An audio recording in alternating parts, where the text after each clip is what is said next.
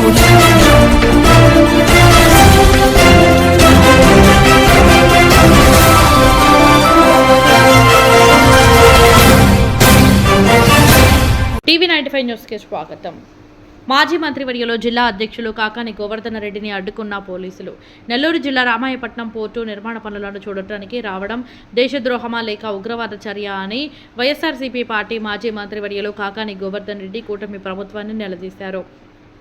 YS Jaganmohan Reddy ముఖ్యమంత్రిగా ఉన్న తరుణంలో ఆంధ్ర రాష్ట్ర అభివృద్ధి కోసం రామాయపట్నం పోర్టుకు నిధులు కేటాయించి 51% పూర్తి చేస్తే ఆ పనులను సందర్శించడానికి వచ్చిన మాజీ శాసనసభ్యులు బుర్రా మధుసూదన్ యాదవ్ను నిర్బంధించడం, టంగుటూరు జాతీయ రహదారిపై పోలీసులు మోహరించి నాతో పాటు పార్టీ కార్యకర్తలను నాయకులను ఎటువంటి నోటీసులు అందించకుండా నిర్బంధించడం ఏమాత్రం సరైన చర్య కాదని అన్నారు. అనంతరం భూములు కోల్పోయిన రైతులకు న్యాయం చేస్తామని తెలిపారు.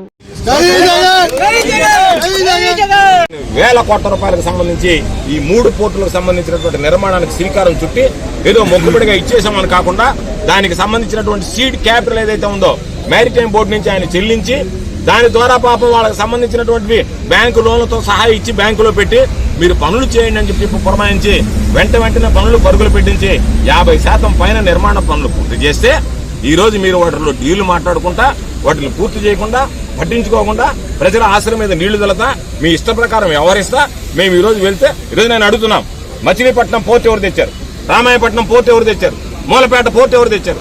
ఈ 3 పోర్టులకు సంబంధించి దాదాపుగా 30,000 మంది ఉద్యోగాలకు ఎవరి వల్ల వస్తున్నాయి? వీటికి సంబంధించినటువంటి 15,000 కోట్ల రూపాయల నిధులు ఎవరు సమకూర్చారు?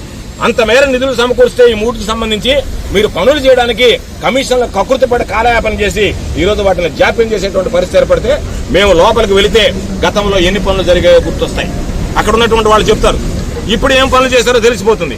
మీ భాగవతం బయటపడుతుంది కాబట్టి, మీ అసమర్థత ప్రజలు తెలుసుకుంటారు కాబట్టి, జగన్మోహన్ రెడ్డి గారు చేసినటువంటి అభివృద్ధి ప్రజలకు తెలుస్తుంది కాబట్టి, ఆ జగన్మోహన్ రెడ్డి గారు చేసినటువంటి అభివృద్ధి ప్రజలకు తెలియకూడదు కాబట్టి మమ్మల్ని బలవంతంగా మేమేదో ఉగ్రవాదుల్లాగా ఏదో ఎక్కడో తప్పులు చేసినటువంటి వాళ్ళలాగా మా చుట్టూ బహుశా నేను మంత్రిగా వచ్చినప్పుడు కూడా ఈ రోజు వచ్చినటువంటి దాంట్లో 10% కూడా నాకు సెక్యూరిటీ దాదాపుగా 10 కార్లు వచ్చాయి నా చుట్టూ, పక్కన ఈ పక్కన ముందు వెనక ఎక్కడ పట్టినా పోలీసే, ఇక్కడ పట్టినా పోలీసే.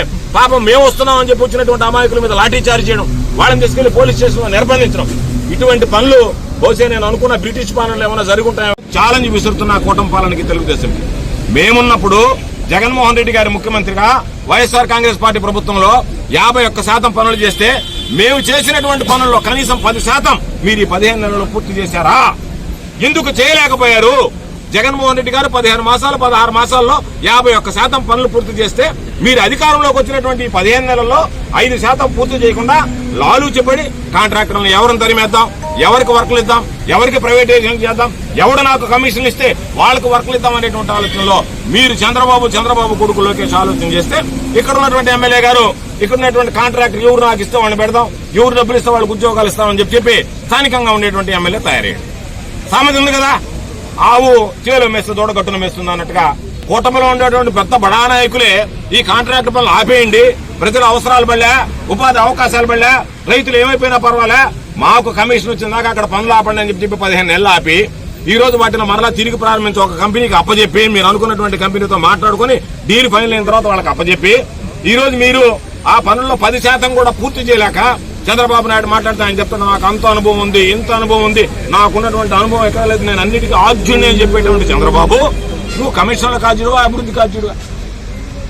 దీనికి సంబంధించినటువంటి దాంట్లో ఈరోజు జగన్మోహన్ రెడ్డి గారి అభివృద్ధి అంటే ఏ విధంగా ఉండాలో చూపించాడు. మచిలీపట్నంలో పోర్టు తెచ్చాడు.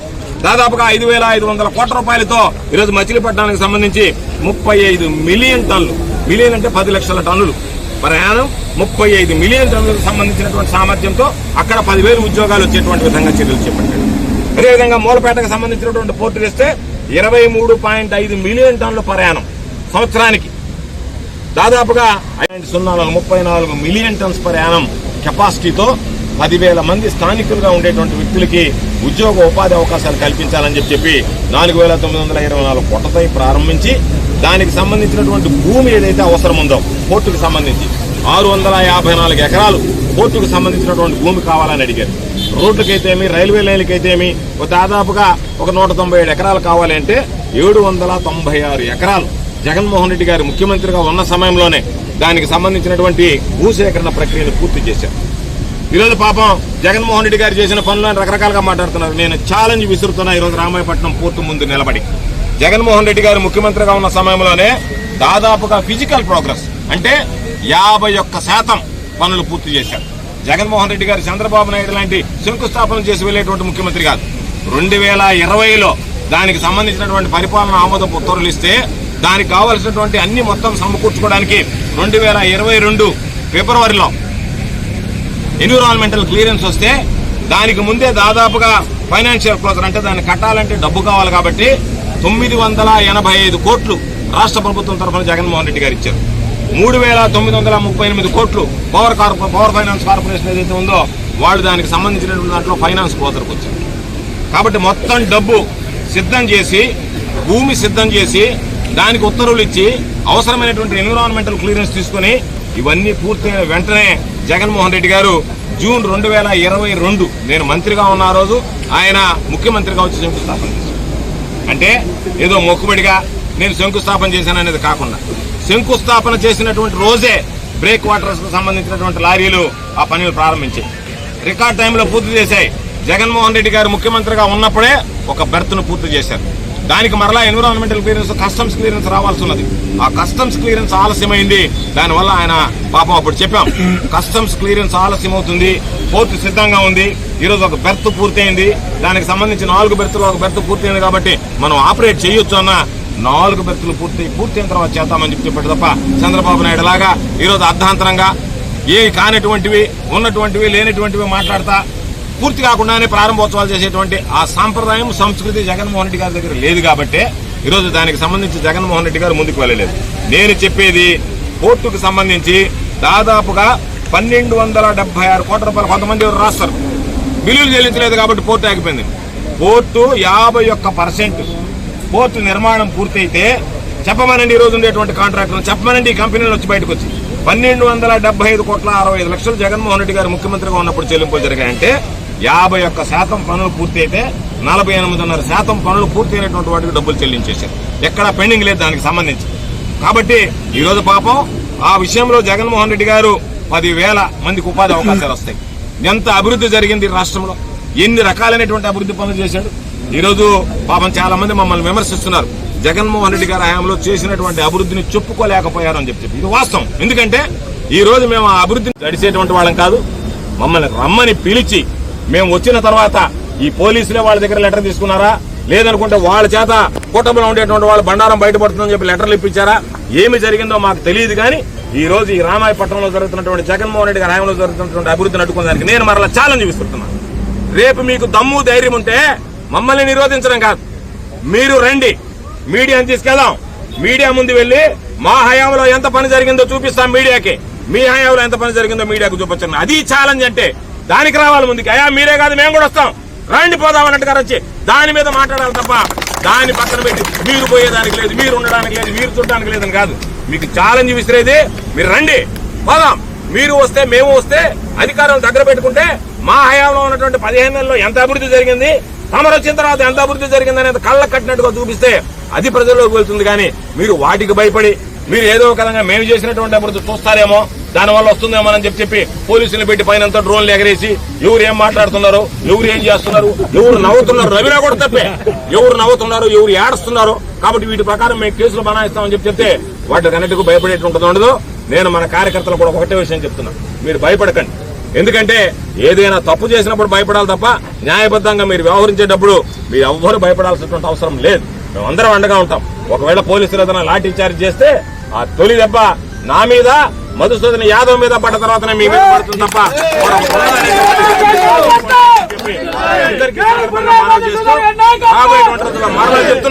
మరలా చెప్తున్నాం దీనికి సంబంధించినటువంటివి రేపు ఖచ్చితంగా 2029 ఎన్నికల్లో మధుసూదన్ యాదవ్ అనేటువంటి వ్యక్తి జగన్మోహన్ రెడ్డి గారి ఆశీస్సులతో కందుకూరు నియోజకవర్గానికి శాసనసభ్యుడు కావడం ఖాయమైనటువంటి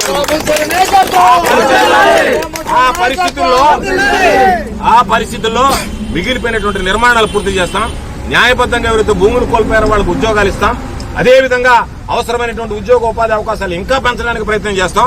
రామాయపట్నం పోర్టు ఏదైతే ఈ రోజు సామర్థ్యం ఉందో 34 టీఎంసీల సామర్థ్యం ఉందో దాన్ని మరింత సామర్థ్యానికి పెంచి మరిన్ని ఉద్యోగాలు వచ్చేటువంటి విధంగా మరింతగా ఈ ప్రాంతాల అభివృద్ధి చెందేటువంటి విధంగా చర్యలు తీసుకోవడం జరుగుతుంది అని చెప్పి ఈ సందర్భంగా మీ అందరికీ మనవి చేస్తూ పోలీసులు అడ్డుకోవడాన్ని లెక్క చేయకుండా ఈరోజు జగనన్న అసలైన సెసలైనటువంటి సైనికులుగా తరలి వచ్చినటువంటి ప్రతి వైఎస్ఆర్ కాంగ్రెస్ పార్టీ నాయకుడికి కార్యకర్తలకి చేతులు జోడించి నమస్కరిస్తూ అందరికీ హృదయపూర్వకమైనటువంటి ధన్యవాదాలు తెలియజేస్తూ మమ్మల్ని ఈ రోజు ఇక్కడికి రావడానికి ఈ రోజు అయితే అడ్డుకున్నారో ఆ కార్యక్రమాన్ని మేము నిరసిస్తూ పోలీసుల యొక్క వ్యవహార శైలిని ఖండిస్తూ ఈ ప్రభుత్వ పరిపాలనని అసహించుకుంటూ మీ అందరికి కూడా మనవి చేసుకునేది రాబోయేటువంటి రోజుల్లో అభివృద్ధి ఏంటి, జగన్మోహన్ రెడ్డి గారు ఏం అభివృద్ధి చేశారనేటువంటి దాని మీద విస్తృతమైనటువంటి చర్చకు సంబంధించి రామాయపట్నం పోర్టులో జరుగుతున్నటువంటి పనులు పరిశీలించడానికి నేను, నాతో పాటు నా సోదరుడు మాజీ శాసనసభ్యుడు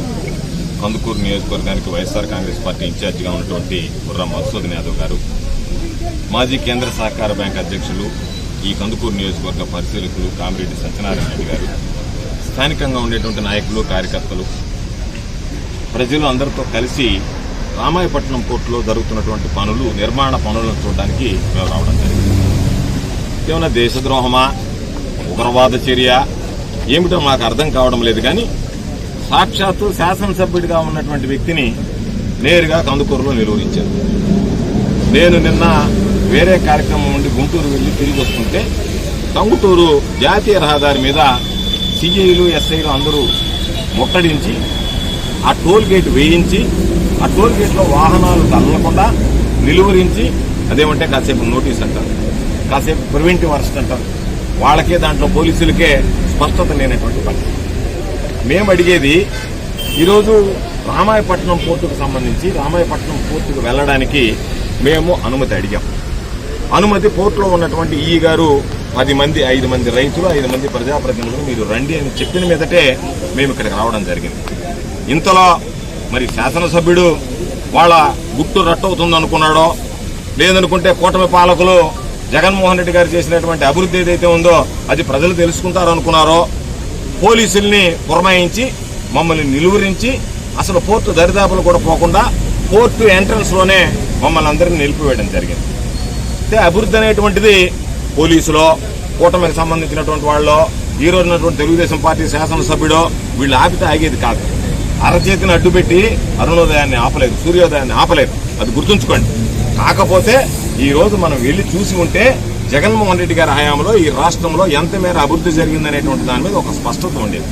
దానిలో భాగంగానే ఈరోజు రామాయపట్నం పోర్టుకు సంబంధించి రామాయపట్నం పోర్ట్ అనేటువంటిది నేను జిల్లా పరిషత్ చైర్మన్ గా పనిచేసినప్పటి నుంచి ఆ రోజు కందుకూరు నెల్లూరు జిల్లాలో లేదు, ఒంగోలు జిల్లాలో ఉంది, కావలి నెల్లూరు జిల్లాలో ఉంది.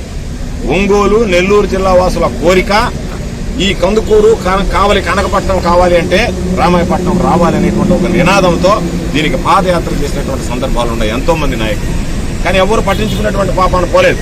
తెలుగుదేశం పార్టీ నాయకులకు ఆ రోజు పెద్దలు వైవి సుబ్బారెడ్డి గారి దగ్గర నుంచి, రాజమోహన్ రెడ్డి గారి దగ్గర నుంచి అందరూ కలిసి పాదయాత్ర చేస్తే చెమిటివాడి ముందు శంఖం ఊదినట్టుగా ఉన్నది తప్ప ఏదీ పట్టించుకున్నటువంటి దాఖలాలు లేవు. అటువంటి పరిస్థితుల్లో దాదాపుగా మొదటి ఫేజ్లోనే 4,924 కోట్ల రూపాయలతో జగన్మోహన్ రెడ్డి గారు మొదటి ఫేజ్ కి దీనికి సంబంధించి ఒకటి తేవాలి అని చెప్పి జగన్మోహన్ రెడ్డి గారు అధికారంలోకి వచ్చిన తర్వాత 2020 ఫిబ్రవరి 4వ తేదీ పరిపాలన ఆమోద ఉత్తర్వులు ఇవ్వడం జరిగింది. అడ్మినిస్ట్రేటివ్ శాంక్షన్ మొట్టమొదటిగా జగన్మోహన్ రెడ్డి గారు అధికారంలోకి వచ్చిన వెంటనే ఫిబ్రవరి 2024వ తేదీన దీనికి సంబంధించి సుమారు 4,924 కోట్లతో ఈ ఫేజ్ 1 కింద రామాయపట్నం పోర్టుకు సంబంధించి నిర్మాణానికి మొట్టమొదటిగా ఉత్తర్వులు విడుదల చేయడం జరిగింది. దానికి సంబంధించి 34